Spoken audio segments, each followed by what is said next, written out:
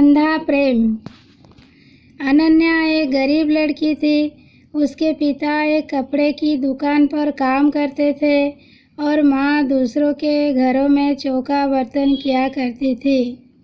अनन्या अपने माँ बाप की इकलौती लड़की थी। उसके माँ बाप ने उसे बड़े लाड प्यार से पाला था। वे चाहते थे कि अनन्या पढ़ लिख कर बड़ी आदमी बने, जिससे उसके सिर से गरीबी का कलंक मिट जाए। अनन्या ने जब 10वीं का इम्तिहान पास किया तो उसके माँ बाप बहुत खुश हुए। उन्होंने कस्बे के एक इंटर कॉलेज में उसका नाम लिखवा दिया। इंटर कॉलेज उसके घर से थोड़ी दूरी पर था, इसीलिए उसके माँ बाप ने किसी तरह पैसों का जुगाड़ करके उसे एक पुरानी साइकिल भी दिला दी, जिससे अनन्या को स्कूल जाने में परेशानी ना हो। अनन्या जब साइकिल पर बैठकर स्कूल जाती तो उसे लगता जैसे वो आसमान में उड़ रही हो। यह उसका बहुत पुराना सपना था, जो उसके माँ बाप की वजह से पूरा हुआ था। इसीलिए वह रोज़ समय से स्कूल पहुंच जाती और मन लगाकर पढ़ाई करती। लेकिन एक दिन अनन्या की ज़िंदगी में एक नया मोड़ आया। दोपहर का समय था। स्कूल से छुट्टी होने पर उसने अपनी साइकिल ली और घर की ओर चल पड़ी। लेकिन अभी वो थोड़ी दूरी पहुंची थी कि पीछे से आती एक बाइक उसके बगल से गुजरी। बाइक को जो लड़का चला रहा था वो उसका हम उम्र भी था। लड़के ने थोड़ा आगे जाकर अपनी बाइक रोक दी और अनन्या को रुकने का इशारा किया। अनन्या उस लड़के को अक्सर रास्ते में देखा करती थी। जब भी वो स्कूल जाती और स्कूल से आती तो वह लड़का सड़क के किनारे खड़ा उसे निहारा करता था। शुरू में उसे देखकर अनन्या को बहुत गुस्सा आता था, लेकिन धीरे धीरे वो उसे अच्छा लगने लगा था।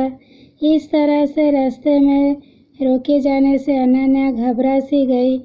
पहले उसका मन हुआ कि वो अपनी साइकिल आगे बढ़ा दे, लेकिन फिर न जाने क्यों क्या सोचकर उसने अपनी साइकिल में ब्रेक लगा दिया। वह लड़का अनन्या के पास आ गया और धीरे से बोला, मेरा नाम सुमित है। मैं रोज़ आपके स्कूल जाते हुए देखता हूँ।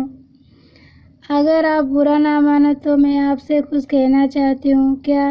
अनन्या के मुंह से सिर्फ इतनी ही निकला।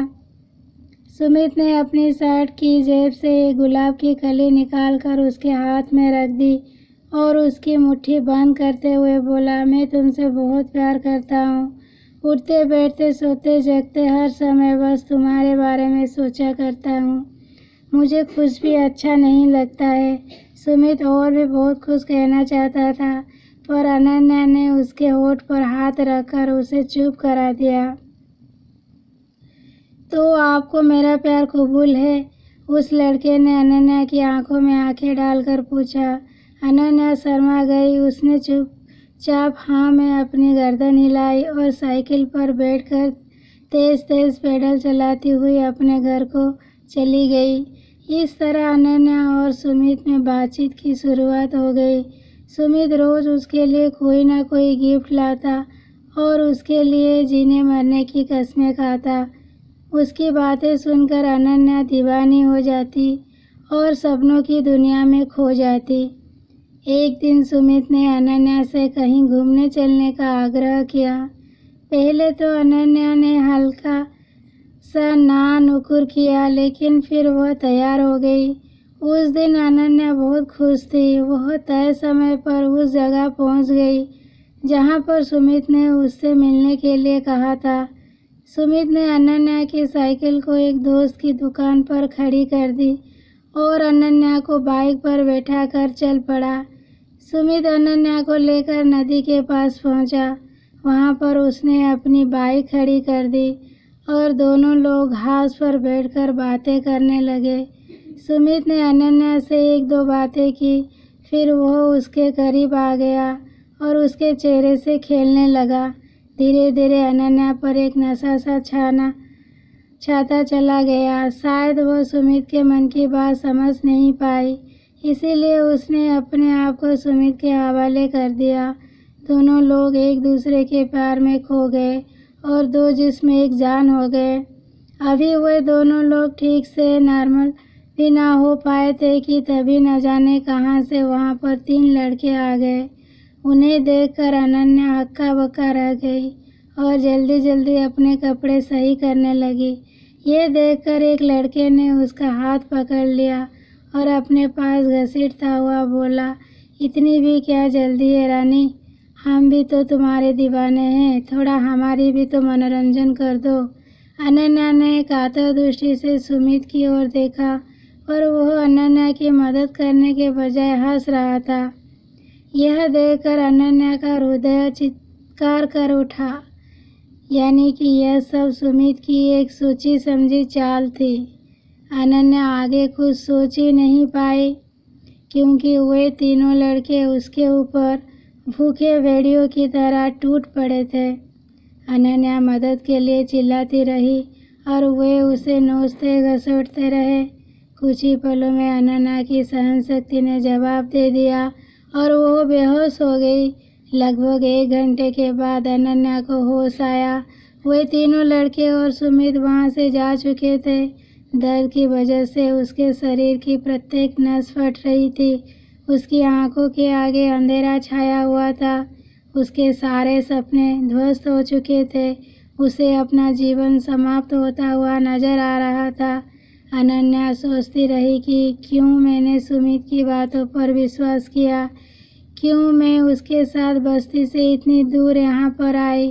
अब मैं क्या मुंह लेकर अपने घर जाऊंगी, अपने माँ बाप को क्या बताऊंगी। मेरा ये हाल देखकर वे तो जीते जी मर जाएंगे। अनन्या के शरीर में बिल्कुल भी शक्ति नहीं बची थी। वो किसी तरह घसीटती हुई नदी के किनारे पहुंची। नदी का पानी कल कल करता हुआ तेजी से बह रहा था। अनन्या ने एक बार फिर अपने गरीब माँ बाप के बारे में सोचा, लेकिन साथ ही सुमित का चेहरा भी उसके आंखों के आगे तैर गया और इसके साथ ही क्रोध, खीज और घिन के मिले जुले भाव से उसका शरीर कांपने लगा। अनन्या ने अपने दांतों को किटकिटाया और अपने शरीर की बची खुची ताकत इकट्ठा किया और धीरे से खड़ी की। उसने अपनी आंखें बंद कर ली, हाथों को जोड़कर मन ही मन अपने माता पिता से माफ़ी मांगी और फिर नदी में छलांग लगा दी। अगले ही पल अनन्या नदी में डूबने उतरने लगी, लेकिन अब न तो वह किसी को अपनी जान बचाने के लिए पुकार रही थी और ना ही बचने के लिए संघर्ष कर रही थी। उसका मन अब भी अपने बेवफा प्रेमी के बारे में सोच रहा था। वो सोच रही थी कि क्यों मैंने उसकी बातों पर इतना एतबार कर लिया, क्यों मैंने उससे अंधा प्यार किया, क्यों मैं उसकी नीयत को समझ नहीं पाई। अगर मैं ऐसा कर पाती तो शायद। और फिर वह नदी की गहराई में डूबती चली गई। दोस्तों, किसी से प्यार करना, किसी पर एतबार करना बुरा नहीं है, लेकिन अपने भीतर जज्बातों को पहचानने की क्षमता भी रखिए। किसी की बातों पर एतबार करने से पहले उसे एक बार ज़रूर परखिए। किसी को अपना तन मन सौंपने से पहले उसके परिणामों के बारे में भी ज़रूर सोचिए, नहीं तो आप भी अनन्या की तरह धोखा खा सकते हैं। आप भी उसकी तरह ठगे जा सकते हैं।